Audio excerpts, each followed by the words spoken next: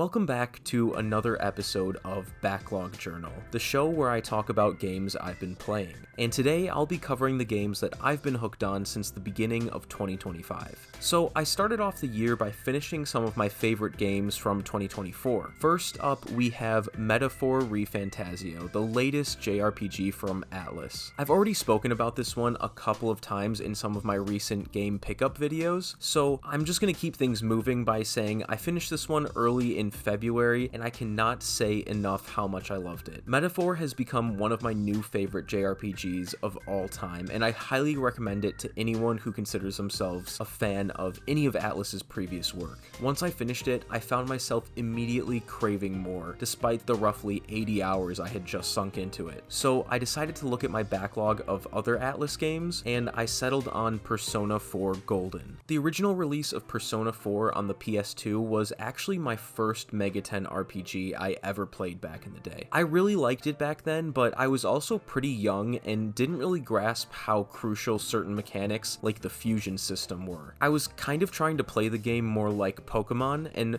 by that I mean I kept my starter persona on my team and never fused him into anything stronger because I simply liked how he looked. By doing this, I was actually making the game a lot harder than it needed to be, and I ended up dropping the game by the time I had reached the second dungeon. If you couldn't tell by the footage you're seeing, I have not made the same mistake this time around, thankfully.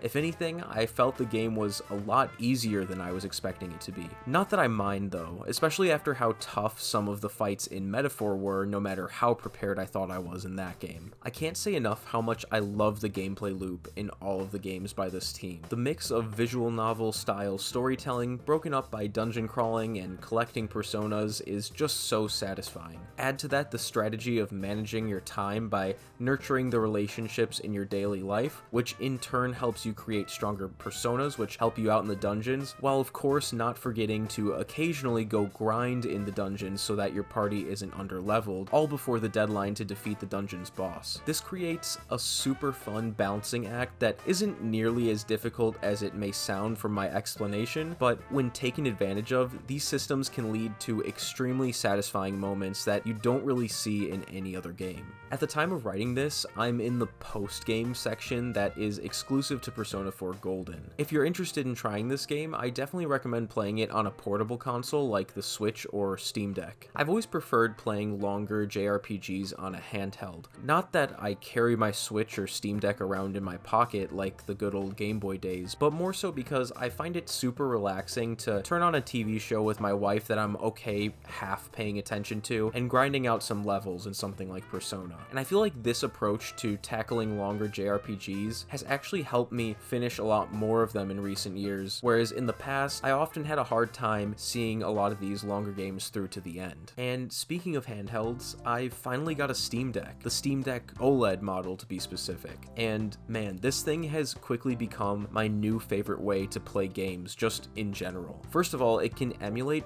pretty much everything that I personally would ever want to emulate, which is going to be an absolute godsend for playing through my backlog of retro games. Plus, now I have an ultra convenient way to access my Steam library full of all kinds of games that I've bought throughout the years that I've never touched because I just sometimes can't bring myself to sit at my desk to play games. And much like the Switch, I can throw it on its dock and play games on the TV in the living room using something like a PlayStation controller or even a Switch controller. It really is the perfect all-in-one system for me, and I can't wait to play a ton more games on it and also use it to create some cool content moving forward.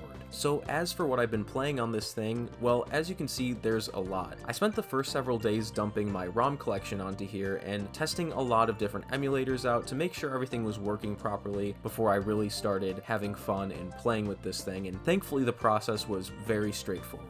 I mentioned earlier that I finished a couple of my favorite games that I started towards the end of 2024, and the other game was Astrobot on the PS5. Once I rolled credits in this one, it left me wanting to go back and experience some of PlayStation's other platformers that I had missed out on over the years. So what better way to test out this premium new handheld than some Ape Escape 2? I've gotta say, as someone who grew up in the PS2 and GameCube era as kind of like my introduction to games, it's absolutely surreal for me to be able to to play games like this on a handheld. I was a big fan of the original Ape Escape back on the PS1, but I never got around to any of its sequels. I knew next to nothing about this one going into it, but I'm happy to report that Ape Escape 2 is a simple follow-up that delivers more of what I loved about the original. You've got tons of gadgets to chase the monkeys around with, a huge variety of level themes, and a whole new cast of bizarre primate villains to take down. It's been great going back to an early 2000s platformer like this after spending a lot of hours dungeon crawling in both Metaphor and Persona. Kicking back with a nice, simple, fun game like Ape Escape 2 has been a very welcome change of pace. Another PS2 game that's been a lot of fun to have on the Steam Deck is GTA San Andreas. This was a game that I put on here specifically to play with my wife as she grew up playing this one herself. This has been my first time sitting down to play a PS2 era GTA game, and I have to say it actually holds up really well. It's been a lot of fun to just pass the controller back and forth with her as we take on the story missions,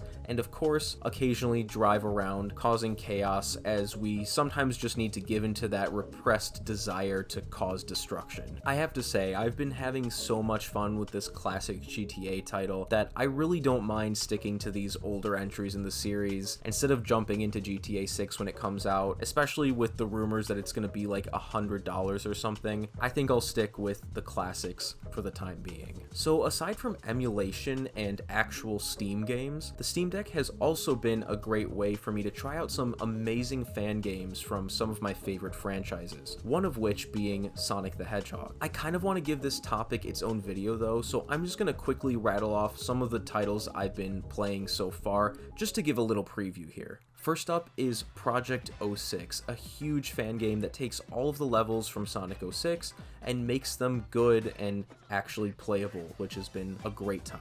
Next is Sonic SMS Remake, a full overhaul of the first 8-bit Sonic game for the Sega Master System that adds several new features from Sonic Mania like the drop dash and more playable characters. And finally we have Sonic Triple Trouble 16-bit, which takes the very cool Game Gear exclusive Sonic game and remakes it to look and feel like a 16-bit Sega Genesis game. It's really amazing how many high quality fan games are available completely for free out there on the internet. And honestly, a lot of these fan efforts are often on par, or if not better than, the official releases that we are getting from multi-million-dollar companies. Now, I'm not trying to get political here, but I really have not been a fan of anything that the Pokemon Company has been putting out in recent years, with one or two exceptions. And it really makes me sad because the Pokemon franchise has been near and dear to my heart for honestly as long as I can remember. But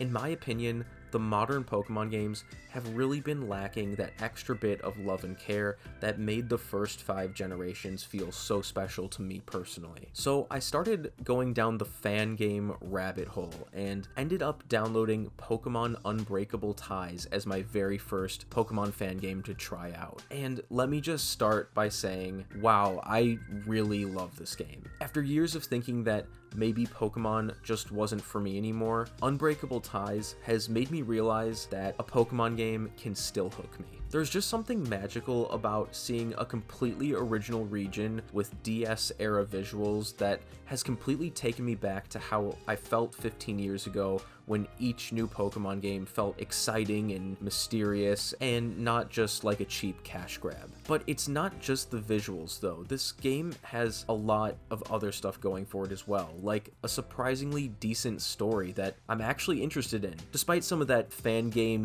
internet kind of humor, it's actually pretty good, and it really surprised me. Oh, and remember when Pokemon games used to have buildings that you could actually, go in and look around and see things and talk to people in? Yeah, well, you'll never guess what this free fan game has that the modern Game Freak titles don't. And that aside, I mean, just look at some of these environments. Routes are full of detail and wild Pokemon running around, and of course the fan favorite feature of your own Pokemon following behind you. Towns have tons of unique landmarks and are bustling with other characters going about their day with Pokemon of their own. This game just has so much more life and character packed into it than anything we've seen from an official Pokemon game in over a decade. And to be completely honest with you, this fan game and the countless others like it are most likely going to be the primary way that I interact with the Pokemon brand for the foreseeable future, because man, unfortunately, the Legends ZA trailer that they released recently just killed my last shred of hope for a new Pokemon game that doesn't look like half-baked slop. And while that is really disappointing for me and a lot of others out there, it's great to see that fans of this series are taking the reins into their own hands and creating their own games that capture that magic that the Pokemon series used to have. Anyways, sorry to end the video on this kind of negative note. I'm fully aware that a lot of people are really tired of hearing complaints about modern Pokemon games, but the point that I'm mainly trying to make is how shockingly high quality many of these fan games are, and not how bad modern Pokemon is, even though that's, it's kind of true. Anyways, guys, those are the games that I've been playing since the start of 2025. Be sure to leave a comment letting me know what you've been playing down below, and also check the description to follow me on any social media that you enjoy using. Anyways, guys, thank you so much for watching, and I will see you in the next one. Take care.